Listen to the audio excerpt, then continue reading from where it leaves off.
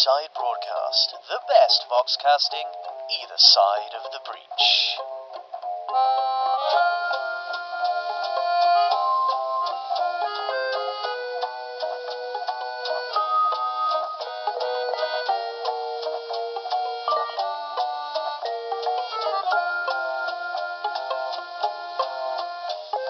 This is the Breachside broadcast, the sound of the city and of your night terrors. As I am sure you are aware, this is Tales of Malifaux, where we chronicle the rising powers, the twisting fates, and the storm of shadows on the horizon. I am your announcer, the literal melting pot of friendship that seeps into your homes every week through your ether box. Transport in Malifaux this week has been taken to new heights with the refurbishment of Dockmast 1. Dockmast 1 is the premier aircar station, allowing goods to be transported not by dirt road, but by the clean, clear highways of the sky. Doubters have queried how a wire could hold a metal box aloft in the air, but a representative from Dockmast 1 has said, after our refurbishments, security and the materials supporting our aircar system are top of the line. Why, I don't think even a covert stealth mission could bust our aircars. Promising words there from the authorities. I have issues with the story this week. I'll play it anyway, it's my lot in life. Press the button, play the yarn, so on and so on. It's about print journalism. My heated feelings on those dinosaurs have been recorded previously.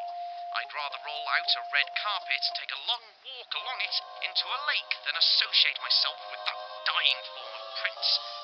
But here we are. How about a story featuring a heroic Ethervox announcer instead?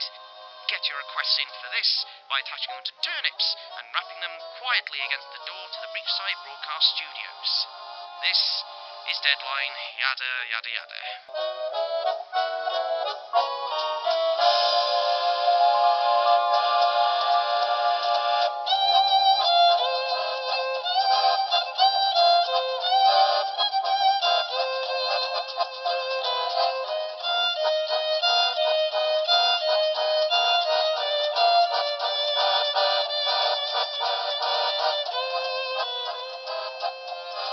Deadline.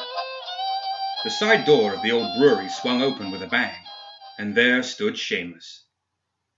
He wore a tweed suit as green as his eyes, and held a leather satchel stained black as the night behind him. He threw Molly a smile, full of roguish charm and come-hither devilry. Fog swept about him as he entered. But either the fog or the smile was so cold Molly could feel the chill in her dead bones. "Tell you what, Molly dearest," Seamus said, his eyes twinkling as he stalked across the flagstone floor. "The evening seems to have gotten away from me." He planted his leather case on the table next to Molly, with a thump that rattled the rows of bottles and distilling equipment, and flourished forth a set of bloody steel forceps. He frowned, waving the forceps to and fro. "I can't say as I remember using these." He tossed them on the table and plucked a slender metal tube with scissored finger grips from the bag. He chuckled. "Now then, when he sold me this, Sober George told me it was—" He contorted his face and put on a posh accent. "Minimally invasive." He laughed again, tossing it back into his bag. Blood spluttered from the tip as it disappeared. "Then you're using it wrong," I told him. How we laughed. "You've met Sober George, right?" Molly realized Seamus wanted something complimentary. "He swears with great imagination," she offered, and that seemed to be enough. Seamus paused for a second, an odd blank look coming over his face. It passed, and he turned to Molly and grinned. "Wouldn't go near Mrs. Choke's guest house on Arbel Street for the next few days, Molly, me love. Between you and me, the landlady's lost her charm." He shrugged his city coat off and threw it at her. "Bit of claret spilled. Get some lye on, see if it'll come out. Now, how's me brew getting on?" Molly handed off the coat to one of the bells. He shuffled away behind the old sherry barrels. Then she held out the papers she was carrying. Seamus, who was already toying around with the beakers on his table, took a few minutes to notice. "Mail?" he exclaimed. "Oh, no. Not again. Not after the last time. I don't care if this one's my biggest admirer in all of Malifaux. Unless she's included a portrait. Mademoiselle Vestige delivered these, Molly interrupted, not wanting to stand through another retelling of that sorry incident when Seamus had learned what it meant to have deluded ingenues falling in love with him by dark reputation and wanting to meet. He'd been so disappointed when the lady in question, a Miss Abilene Shrivel of number 12 Clove Quarter, had not quite lived up to her self-description, by several years and many, many more pounds, that he hadn't killed anyone for days. Molly placed the leaflets on the table, avoiding the spills that were already smoking gently. Mademoiselle Vestige! Seamus bounded over to Molly's side of the table and snapped them up. He rifled through them, discarding several with loud snorts of derision, and then fanned 3 out on the table with a cry of satisfaction. Each leaflet contained an address at the top, a lithographic image of a building beneath, and a description, written in the Mamselle's flowing, artful script. Molly had no idea what Seamus would want with a real estate agent, but something about one of the ones he'd discarded caught her attention. She picked it up while Seamus blathered on. Something was familiar about this building. She placed it on the table, on top of the other 3. This one. Seamus tried to brush the particulars away, but Molly's pale white finger pinned it to the oak. This one, she repeated. Seamus straightened up, glanced at the Gorgon's tear hanging around her neck, and then back up at Molly. He licked his lips. You sure? Molly just stared back. Another grin split Seamus' face. Course you are, Molly dearest. What would I do without you? Get me own way like as not, he answered himself in a stage whisper before doubling up in laughter. You meet with Mademoiselle Vestige. Be nice to her. She's got angles, that one. And she'll show you round that dump you've picked. Let me know what you find. And I've only just remembered what I used those forceps for. He fished around in the top pocket of his silk shirt and dug out an eyeball, dangling between finger and thumb by its own bloody optic nerve. The eye twitched and looked at Molly, the irising pupil somehow conveying a look of utter bewilderment and terror. Take Mrs. Choke with you. Show her round. Let her get a good eyeful, eh, Molly, love? Oh, I'm not just any real estate agent, Miss Squidpidge, as you're not just any shuffling mindless undead, nay, pa? If it's not haunted, I don't touch it.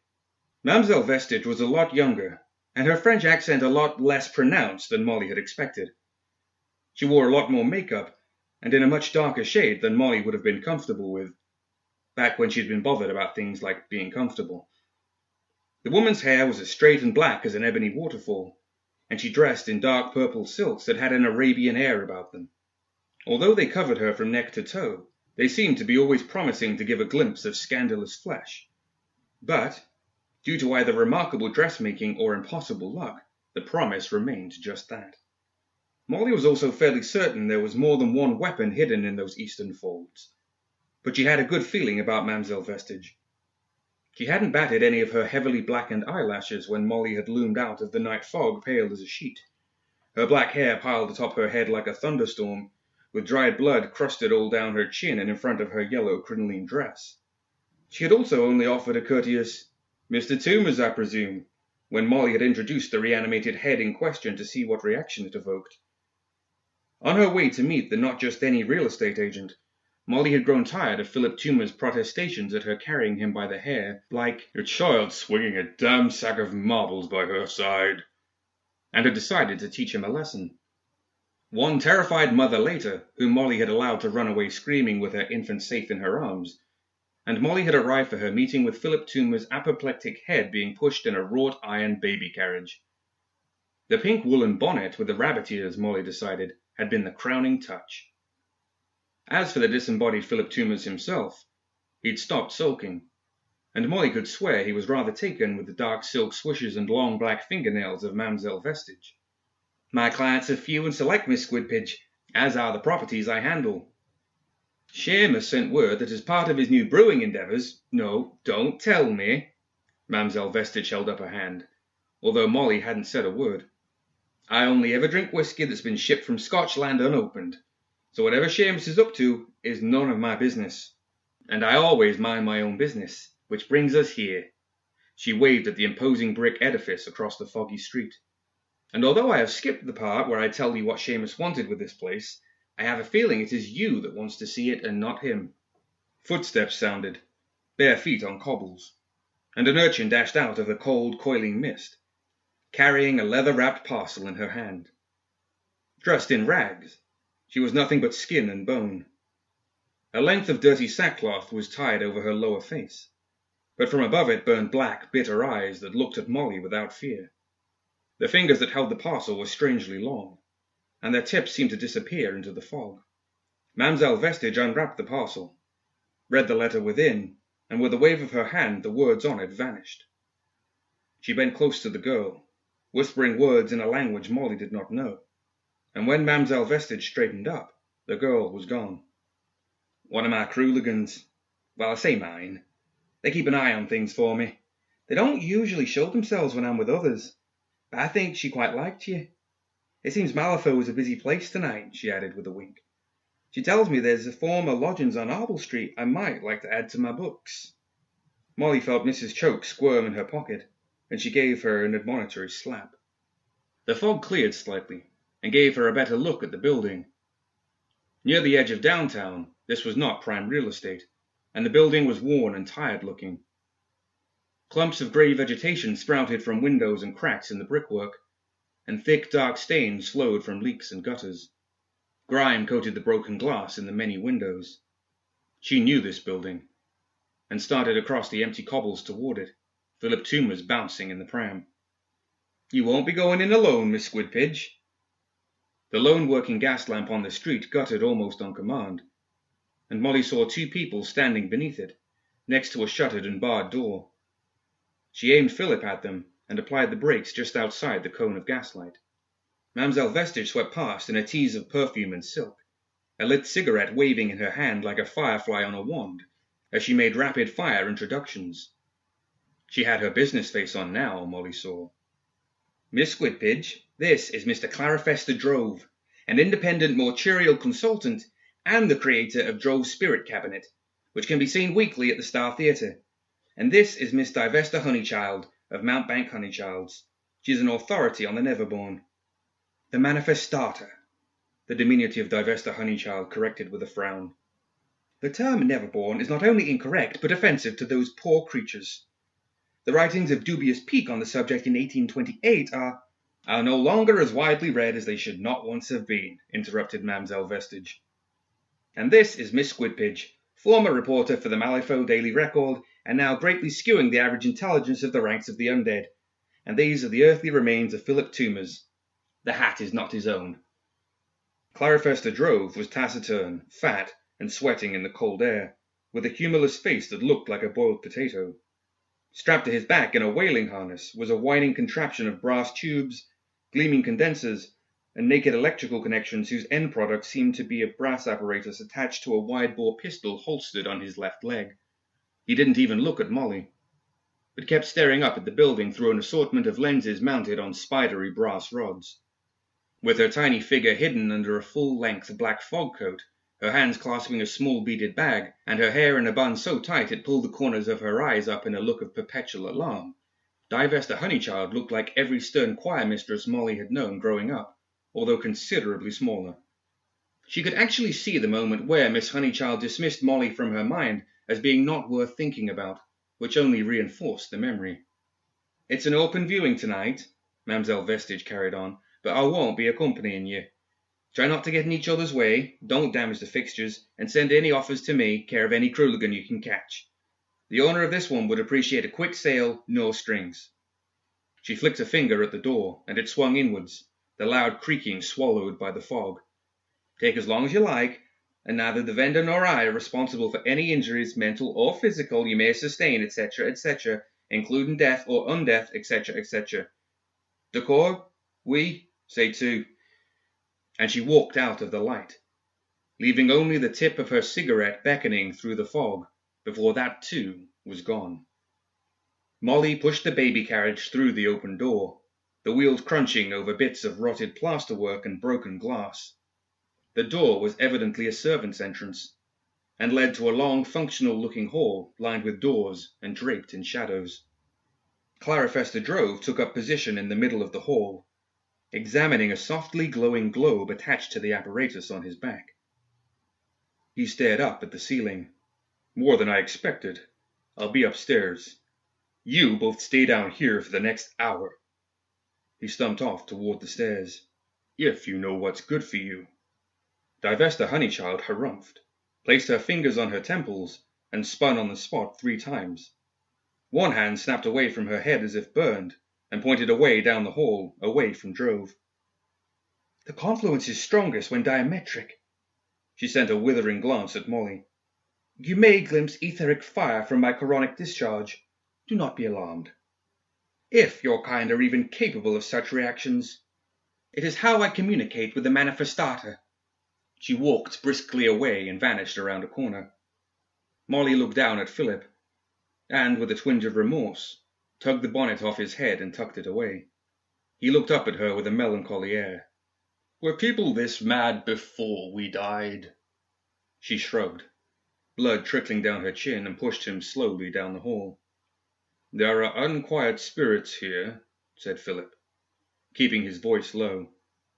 I reckon that's what Drove's looking for. More supplies for his spirit cabinet, perhaps. But it's you they're looking for. Be careful, Molly. This place has a lot of hidden faces, and they're all watching you. She could sense the same presence as Philip could, but Molly had more immediate concerns. She was certain she knew this building, but her memory was more full of holes than any one of Seamus' victims. This building had been important once. An idea occurred, and she headed for the public entrance. It took a lot of raking around in the detritus of the main lobby, but she eventually found what she was looking for. The building's faded brass nameplate, Octavius Hall. She stood for a moment, desperately trying to bridge the gaps in her memory. Of course, Octavius Hall. Are you feeling all right, Molly? Philip asked, and she realized she'd been clutching her head and moaning. Octavius Hall. She'd let them down. Feel? She asked, throwing the nameplate back into the pile of junk. I'm feeling angry. She wrestled the pram back through the pile of rubbish and headed for the basement, ignoring the sounds of something watching her from the lobby balcony. 7th of May. Controversial investor seeks stake in Octavius Hall Convalescent Home. Manager refuses to answer questions. By Molly Squidpitch. The Malifaux Daily Record has unearthed a series of backroom deals by the controversial businessman Mr. Elphinstone Matigue that have caused the elderly residents of Octavius Hall to fear they may find themselves out on the street this winter. Mr. Matigue, who is known for buying up lots and forcibly evicting tenants to make way for... A white wooden chair sat with its back to the main hall, and the pram knocked it on its side as Molly passed. Over the crash, a skittering sound could be heard from the floors above. Unless that was Drove, and I don't remember him having that many legs. We're being followed, whispered Philip, and Molly nodded mutely. More and more of the story was coming back to her, and her sense of anger was growing by the minute. The door leading to the basement stairs was just ahead. 18th of May. Octavius Hall not for sale. We'll protect those in our care, declare Board of Governors. Public outcry forces Elphinstone Matigue to withdraw. By Molly Squidpitch. Had it not been for the intervention of this newspaper and its crusading lady reporter, Miss Molly Squidpitch, the Malifaux Daily Record believes that dozens of impoverished, sick, and frail elderly men and women with no living relatives would have been evicted. The pram bounced from step to step as Molly steered it down the wide stone stairs, Philip holding on to the bedclothes with gritted teeth to stop himself flying out. At the bottom of the stairs, huge stretches of brickwork and masonry had been removed and piled in the corners. Scaffolding and iron buttresses held up the walls and ceilings, and where the tiled basement should have been, the dirt slope stretched away into darkness. The body of Divesta Honeychild lay like a collapsed doll at the top. 29th of May. Octavius Hall closes. Blames emanations from the sewers. All 41 residents taken to facilities Earthside. By Molly Squidpitch. One of Malifaux's most well-regarded public services has been forced to close. Overnight, the 41 elderly residents of Octavius Hall have been decanted from their beds and rushed to Malifaux Station, and from there to Convalescent Home's Earthside, for their own well-being and protection from noxious vapors arising from the sewers. according to a statement issued by the Board of Governors. Suggestions of unauthorized underground works were dismissed as malicious speculation. Expressions of regret were issued by many of Malifaux's public citizens on learning of the closure, including... Molly propped Philip up to get a better look and bent to examine Miss Honeychild's corpse. It looked like she had burned from within. Her fog coat was charred and smoking, and the smell of scorched flesh filled the air. Her face was frozen in a rictus of horror, and a small flame was slowly consuming the tightly wound bun atop her head. There was no other sign of fire in the room. Molly blew on the flame and put it out. "Make a wish?" suggested Philip. Molly closed the woman's eyes. Being careless and self-deluded in Malifaux was rarely a recipe for long life, and she had clearly encountered something that cared little for her chronic discharge. Molly picked her way down the earthen ramp and into the darkness. This wasn't the sewers. The air was old and dry as the dust in her mouth. What had they been doing here? "You're just going to leave me," Philip shouted after her in an anguished voice. "I can't defend myself." "I'm ahead." His last few words dropped almost to a whisper. Presumably as he realized that being all alone, shouting might not be such a good idea. Molly's undead eyes could see fairly well in the almost total blackness, although the glow from the Gorgon's tear around her neck helped pick out the steep passage and low ceilings. Tools and equipment lay everywhere, covered in dust and abandoned in a hurry. Reaching into a pocket, she lifted out Mrs. Choke and tucked her behind her ear, making sure she got a good view. She hadn't known Mrs. Choke before she'd died, of course, but everyone liked exploring, didn't they? The passage ended where a sunken stone wall had been broken through. Molly stepped through the breach. Inside was a chamber, the walls lined with rusted iron plate, and the floor covered in shattered glass and scraps of machinery, buried under rust and verdigris. Plinths of stone and brass stood at regular intervals, and from the jagged spears set into the rims of each one, it was clear these were the source of the broken glass. There was only one left intact, an enormous bell jar big enough to hold 2 men, lying on its side next to a large pile of filthy canvas sacks. Molly knelt beside them, her hands feeling the contours within. Skulls, bony bodies, stick-thin limbs, long dead. She counted 41 sacks.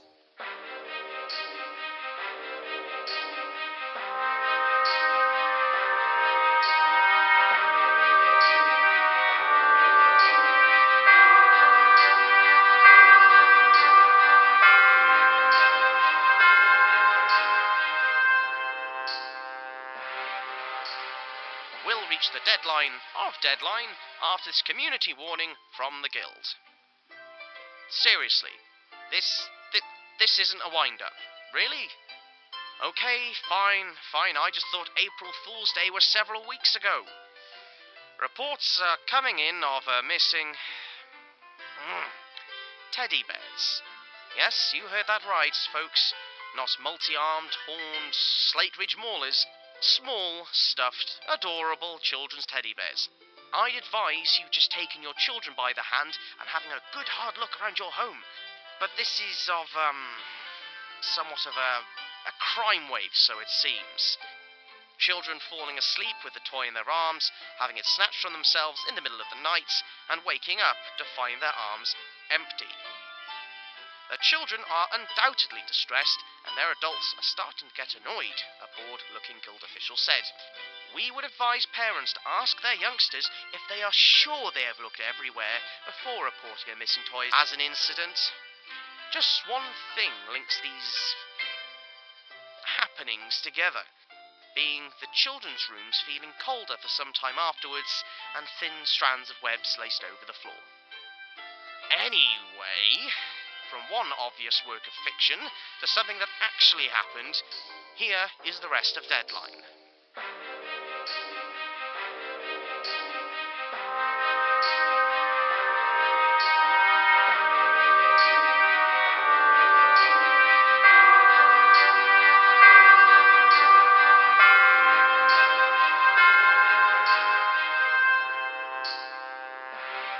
30th of May.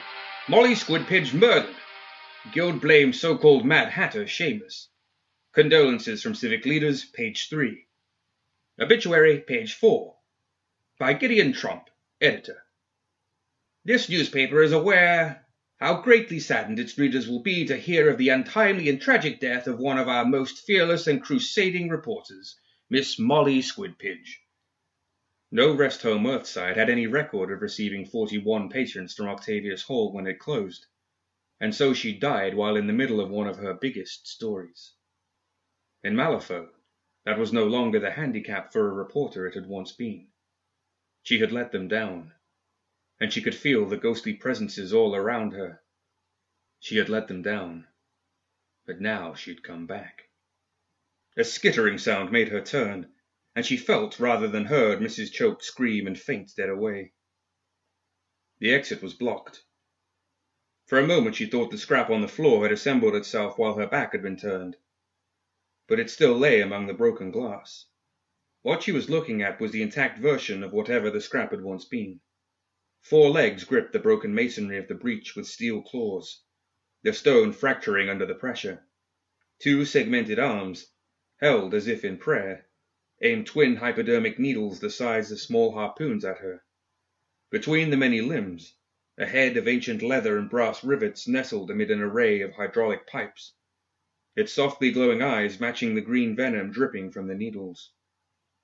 It settled back on its haunches, ready to spring. Molly froze, and then smiled. Here, boy, she said, holding out her hand. The machine paused, its head moving in jerking motions, as if searching the air. Then it bounded forward, scattering the detritus on the floor, and curled its antique, rusting body against Molly's legs and dress. She reached down and stroked its head, feeling the dry leather brittle to the touch. She scratched behind its pipes where they met in brass couplings faded green-grey with age, and the machine's hydraulic systems flicked on and off in pleasure. Good boy, she said. She bent down and rubbed its flaking metal body with both hands, and it rolled onto its back. Good boy. She could feel an energy coursing through this machine that fizzed and sparked wherever she touched it, resonating with something deep within her. Molly closed her eyes, and the machine stilled. The energies within them flowed as one, and Molly looked through eyes that had seen 1,000 years pass and more. Centuries of service to the necrotic power that animated them both, ending in this very room, not abandoned, but stored, waiting, preserved in the huge glass specimen jars with its pack brothers. Brief images of momentary consciousness flickered past, a fractured kinetoscope of the years that followed as one by one the ravages of time destroyed the other jars, and their contents slowly rotted away. And then men came, picks and axes breaching the walls, the last jar being tipped on its side. Escape, confusion, screaming, running and hiding in the far reaches of the building, slowly regaining its power from the spirits of the dead who roamed the dark passages of Octavius Hall. Molly's sight returned to the near pitch of the sunken room, and the necrotic machine wriggled again at her caress. She glanced at the bodies in sacks. Those were not this machine's doing, although this machine was surely the reason the building had been abandoned in such a hurry. Who, then, had killed the residents of the hall? She had a feeling she knew exactly who. Molly stood and headed for the ramp, the machine settling in at her heel. Philip was going to be thrilled. Drove was waiting for her at the top. Philip could only moan a warning, his mouth stuffed with cloth as Drove raised a wide-bore pistol and blasted searing lightning at the machine by her side. It was lifted off the dirt and slammed into the iron scaffolding. It lay curled and smoking, bits of its casing glowing red-hot like embers in the dark. What in the world was that? Drove demanded, turning his lightning gun toward Molly, but still staring at the twitching remains of the necrotic machine. Molly didn't answer. She glanced back once, and continued walking slowly toward him. Drove smiled cruelly and adjusted a dial on his pistol. The whine from his backpack increased a whole octave. Your master has no idea what he did when he made you, does he? Or when he gave you that? The scorched barrel of the pistol jabbed at the Gorgon's tear around her neck. I couldn't let that stupid woman live after she'd seen me here with you.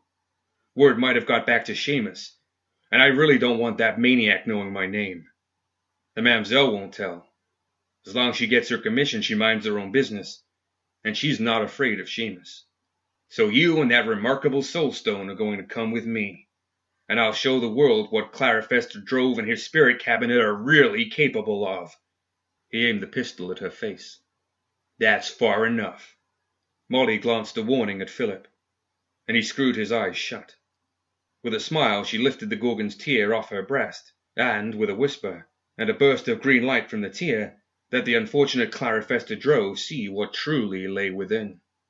He'd been on his knees, lips frothing and body shaking, for a whole minute before he was even able to start screaming, and Molly waited patiently for him to stop.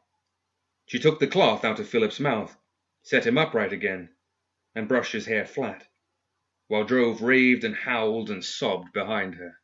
When the screaming turned to whimpers, and then to dry heaves of his chest, Molly went to him and clasped his tear-streaked face to her bosom.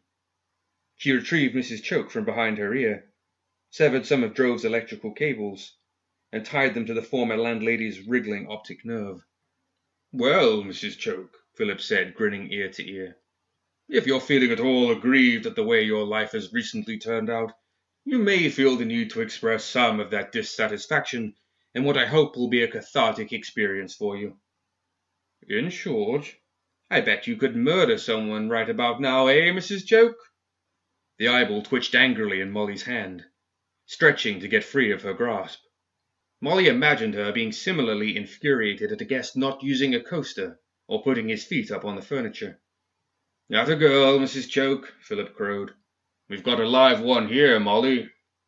Molly let go, and the undead eyeball dropped with a sickening plop into Drove's gaping mouth, trailing the wires.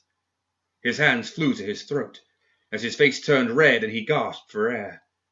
Then his eyes bulged as he made a very surprised-sounding swallowing noise. He grabbed at the electrical cables protruding from his mouth, but just a moment too late, as Molly flipped the power switch on his backpack and stepped back.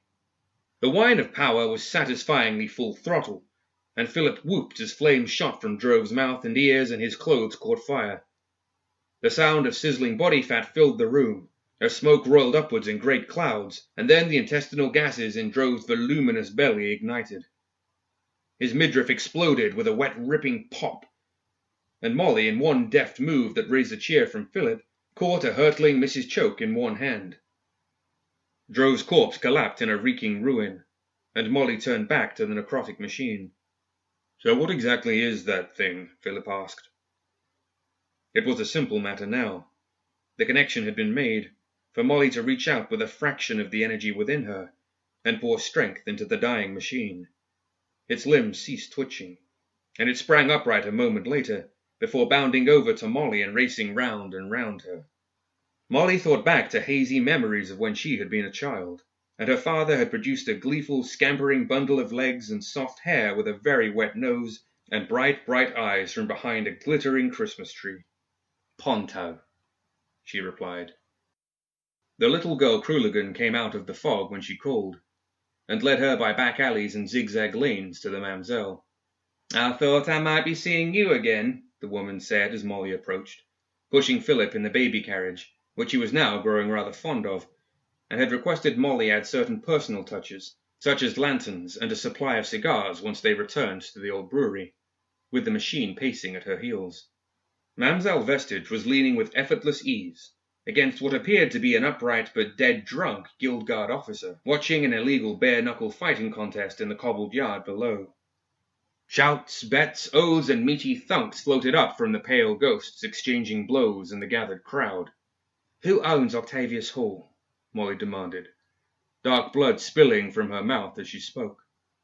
"Perhaps you, mon chéri, if you can meet the asking price." The mamselle turned back to the fight. "My money's on the redhead. Caledonians are so fiery-tempered, n'est pas?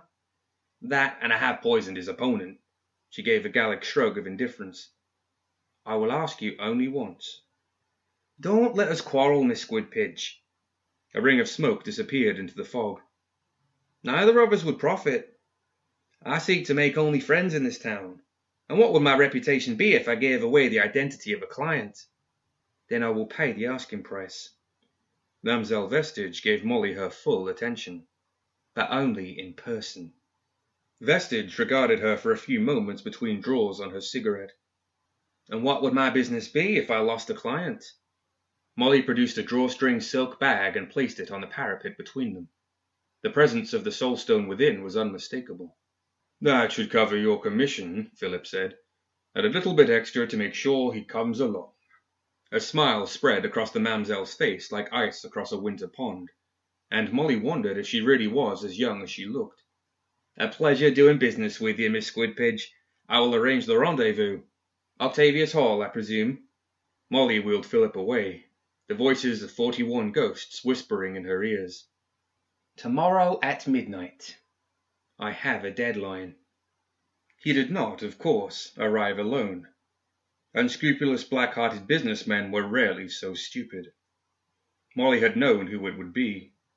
She had suspected long before she died, and the memories had come flooding back since the previous night. And there he stood, tall and stooped with a silver cane, a slick of receding white hair, a black suit and the air of a miser whose only problem was that everyone else had too much money. The cellar of Octavius Hall, Elphinstone Matigue. It could only have been him. He had brought 3 bodyguards and a lawyer with him, all with weapons and lanterns. No matter. Matigue never saw what hit him. He was standing in the echoing lobby of Octavius Hall, facing the wrong way when Molly wound up her arm and hurled Philip out of the darkness. Tally-hoo! He struck Matigue in the back of the head with a sound like 2 barrels banging together, and the tall man crumpled without a word. Right in the coconut, Molly, hooted Philip as he bounced off, and then let out a string of curses when his cigar went the other way. The lawyer took one look at Philip's flying death mask and ran, screaming. As the bodyguards, thick-set men on hire from the Miners and Steamfitters Union, with faces like bruised meat, milled around in confusion, the necrotic machine dropped from the chandelier above.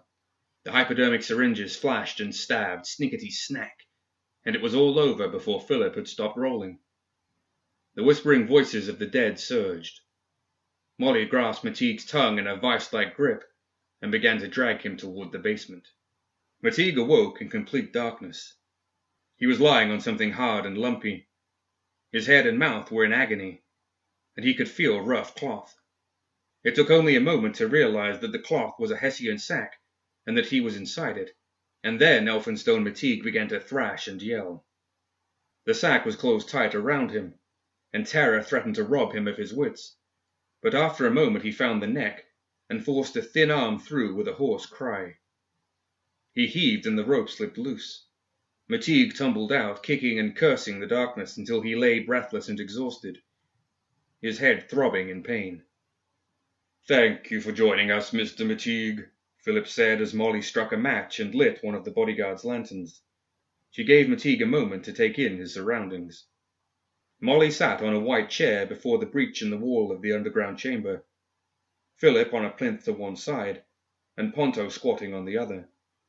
Mrs. Choke looked on stoically from a vantage point high in Molly's bouffant hair. Molly held a notebook in one hand and a pen in the other. She had no need for them, but it felt good to hold them again. Elphinstone Matigue himself lay on a pile of 41 Hessian sacks. It had taken Molly all the previous day, but she and the necrotic machine had made certain changes to the soul gin Seamus was working on.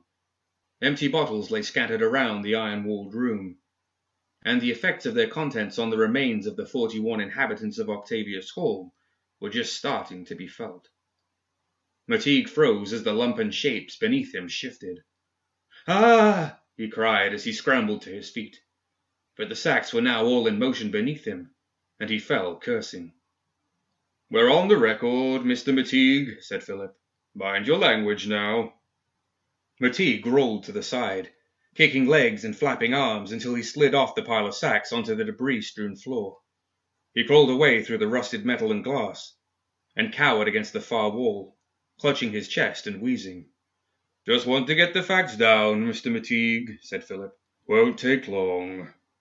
Now, would it be fair to say you purchased the hall in secret, lied to the Malifaux Daily Record, and indeed everyone else about it, and then killed the elderly paupers living here so you could dig around beneath the hall for ancient relics and profit without anyone knowing.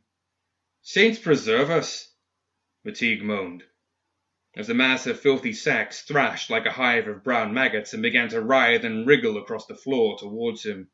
I would take that as a yes, Molly, Philip said out of the corner of his mouth. And would it be fair to say that you broke into this chamber, awoke my colleague's many-legged friend, and abandoned the dig in the hall in terror, making up some story about emanations from the sewers and sealing Octavius Hall shut for the last year? Help me, Matigue gasped, his hand white-knuckled over his chest, all colour gone from his pinched face.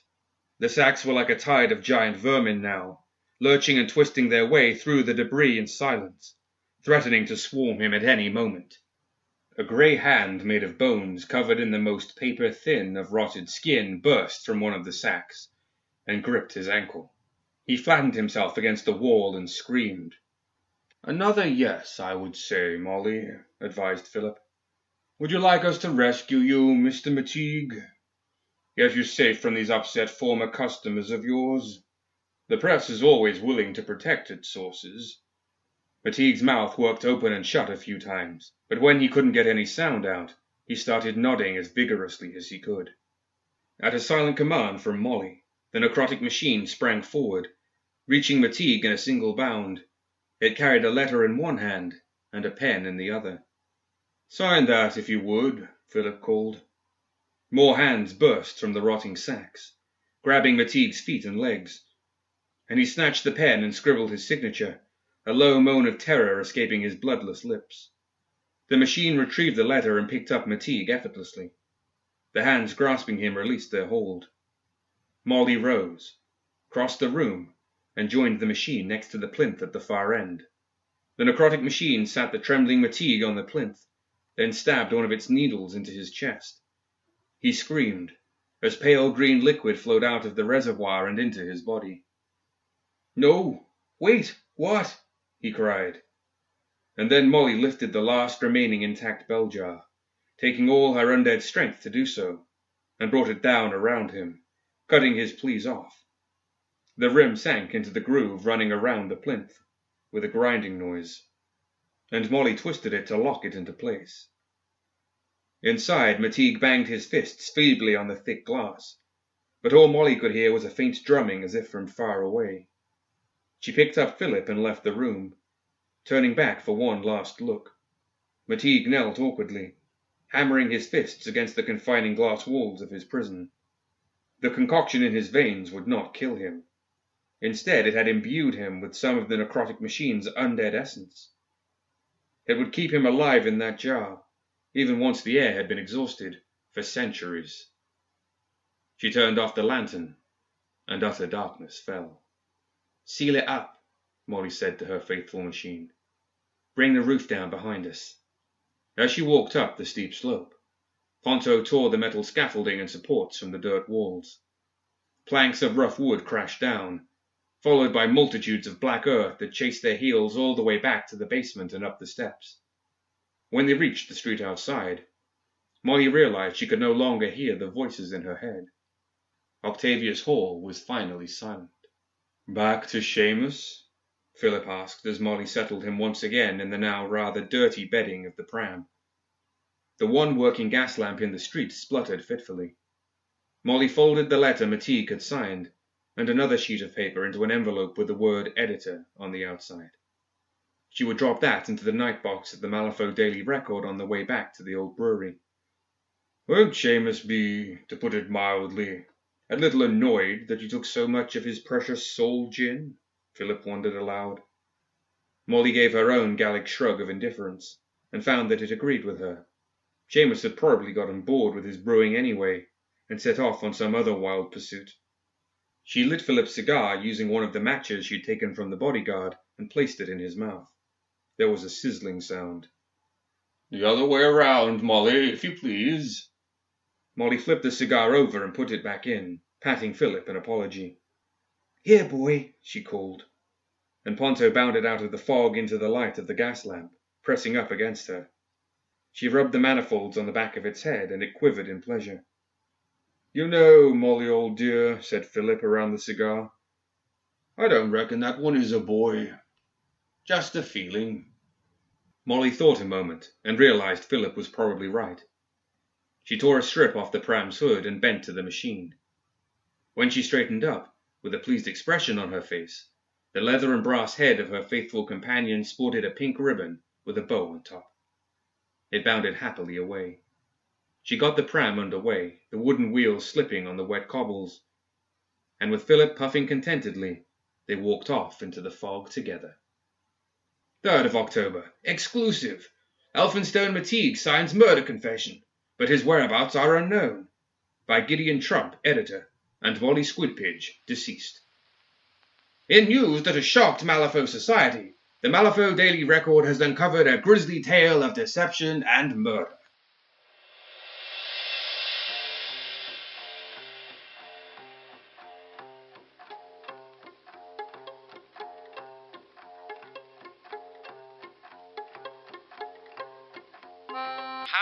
How unfortunate. How unfortunate indeed. It seems like a pair of accidents, both are currently being treated as unrelated, have struck the city during that last part of our story today. If it wasn't for the utter carnage of it all, wouldn't it be astounding what the human mind can accomplish over the course of 15 minutes or so? The previously mentioned Dockmast 1 has undergone further refurbishment. Several hundred tons of brass, steel and air cars have converged into the building at the same time. I do not believe this was the type of decor they were looking for. This must be a mistake. Also in the news, a guild warehouse in the quarantine zone has been ransacked. Guild officials are keeping the stolen contents of the building hush at the moment, but insiders believe military technology of some sort has been stolen.